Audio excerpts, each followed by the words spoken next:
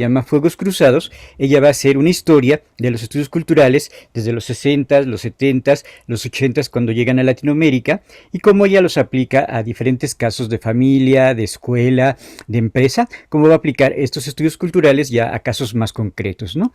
De hecho, ya la siguiente semana empezaríamos con la primera exposición y en esta primera exposición nos habla un poquito en el primer capítulo de lo que ocurre en esta década de 60, 70 y cómo llega también al caso de Latinoamérica. Esa sería como la primera exposición que vamos a ver de este jueves en 8, ya cómo se llega a los estudios y cómo se introducen en Latinoamérica.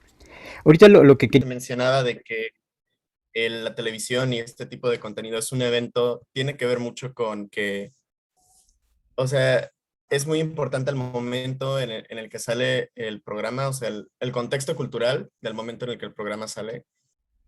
Sí, tiene mucho que ver con el contexto, pero también que se considera como una práctica cultural y como una práctica significativa. Entonces muchas veces pensamos que los medios solamente son entretenimiento, pero yo cuando agarro el teléfono, cuando prendo el televisor, cuando escucho la radio, se está produciendo una práctica y en ese sentido también se está produciendo todo un evento. Está produciendo un evento de comunicación y en ese evento de comunicación está esto que estábamos viendo hace ratito, que sería la parte del contexto, ¿no? En qué espacio, en qué tiempo, en qué condiciones estoy recibiendo ese mensaje, ¿no? Entonces, es todo un evento comunicativo que se da dentro de determinado contexto, ¿no? Entonces, lo que va a querer hacer principalmente los estudios culturales es ir determinando ese contexto, ese espacio, ese tiempo y esas condiciones particulares de recepción. Entonces, los estudios culturales van a descubrir lo que decía hace ratito en el primer video, que las diferentes subculturas pueden entender diferente ese programa de televisión y la pueden entender diferente si están en diferente región del país o por nuestras diferencias sociales y por nuestras diferencias culturales. Entonces, si yo soy hombre, lo puedo recibir diferente ese mensaje a que si yo soy mujer, ¿no?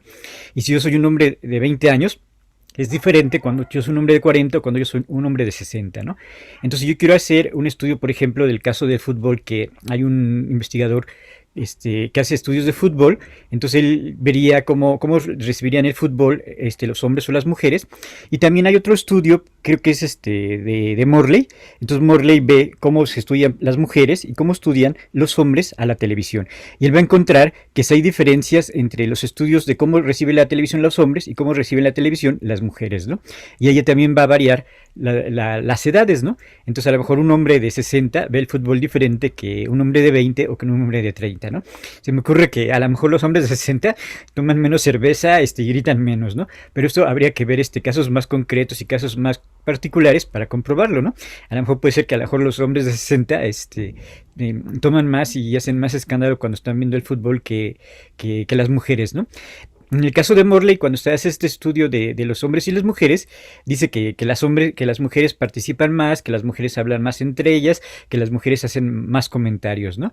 Este estudio que hace Morley, no me acuerdo si es en la década de los 60 o en la década de los 70, entonces siempre hay que estarlo como reafirmando y siempre estableciendo cuál es el grupo de estudio que estás estudiando y a partir de ese grupo que estás estudiando se van a producir determinados resultados, ¿no?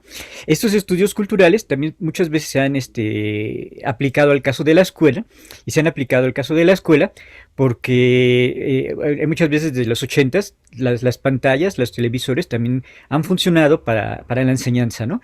Y ahí se ha descubierto en el caso de la escuela, pues que serían diferentes esta recepción de los contenidos, esta recepción de los conocimientos, si son niños de 7, 8 años, si son niños de 10 a 12 años, si son niños de 12 a 15 años, que se recibe completamente la televisión, y ahí también de repente creo que Sandy Rodríguez y también Guillermo Orozco mencionan que también muchas veces el maestro está influyendo en cuando la televisión funciona educativamente, o los padres están influyendo en la manera en que reciben ese mensaje de la televisión, están siendo influidos por estos así como personajes de poder, ¿no?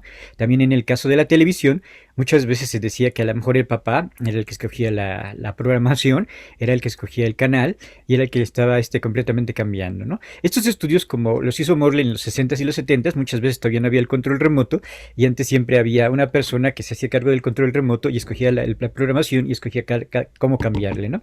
Cuando llega esta de la neotelevisión, pues ya otra característica de la neotelevisión que se me olvidó mencionar es que ya en la neotelevisión ya cada miembro de la familia va a tener su propia televisión. Y también en la década de los 80 llega el control remoto, y el control remoto hace que de repente pues la gente se pelee por el control remoto, y que muchas veces si cada quien tiene la televisión en su cuarto ya pueda ver exactamente lo que quiere, ¿no? Creo que también así está pensado un poquito la televisión de broadcasting, la televisión de paga, que muchas veces tú contratas la televisión y la puedes ver en dos, o la puedes ver en tres televisiones, ¿no? Pero esto que hacía Morley era para la década de los 60, que sí había como un determinado dominio, ¿no? Entonces los estudios culturales siempre tratan de ver cuáles son estas variables, si es familia, si es trabajo, si es escuela, si es ver la televisión una persona sola, y estas variantes espaciales, temporales, económicas, de sexo, de condición económica, y ver estas variantes ya para estudiar casos particulares de la televisión. Por eso serían estudios etnográficos que van a estudiar universos más micro, y en esos universos más micro quieren llegar a ciertas condiciones, ¿no? Entonces, ahorita a mí me mandan mucho a los grupos de WhatsApp y a los grupos de Facebook, que de repente mucha gente está haciendo estudios de cómo se recibe el Internet y de cómo se consume el Internet, de qué plataformas ven y todo este tipo de cosas, pero siempre son dentro de determinados grupos, ¿no? Entonces, por ejemplo, en el caso de Internet es cómo consumirían el Internet las personas de la UAM, cómo consumirían el Internet las personas de la UNAM, las personas de CEU o las personas de alguna otra escuela, ¿no? Entonces se toma un grupo, se toma una muestra, y a partir de ese grupo, y a partir de esa muestra, ya se empiezan a ver estas diferencias de consumo. Antes, lo que menciona también Guillermo Orozco, es que eran así como muy masivos los ratings y muy masivos las mediciones de la televisión, pero a partir de la década de los 80 con los estudios culturales van a ser estudios muchísimo más concretos de zonas y de grupos sociales. Ahorita estoy haciendo un PDF que me falta para la semana número 5, que se llama Estilos de Vida, y ahí se trata de determinar cuáles son los estilos de vida de acuerdo a tu posición social, de acuerdo a tu posición intelectual, y cómo vas a consumir la televisión de acuerdo a ese estilo de vida o de acuerdo a ese grupo social. ¿Sí? ¿Tienen alguna otra pregunta? Yo tengo una, profesor. Buenos días. Buenos días. Actualmente, pues los contenidos televisivos se crean para la tele, pero también como para sus plataformas. ¿Se sigue considerando neotelevisión? No, esa ya sería la tercera etapa. La tercera etapa, esa yo creo que la vamos a ver mañana, la etapa de la hipertelevisión, y ahí Carlos Escolari te va a decir que ahí hay una interrelación entre televisión y redes sociales. Y esa tercera etapa sería la de la hipertelevisión, y ahí dice que Escolari que como la televisión se tiene que renovar, va a hacer uso también de las diferentes redes. Y como se está transformando, se está modificando, se está modernizando, va a entrar en contacto con las redes sociales, y ese sería el tercer periodo de la hipertelevisión, que lo vamos a ver mañana. De acuerdo, profe. Gracias. ¿Sí? ¿Alguna otra pregunta?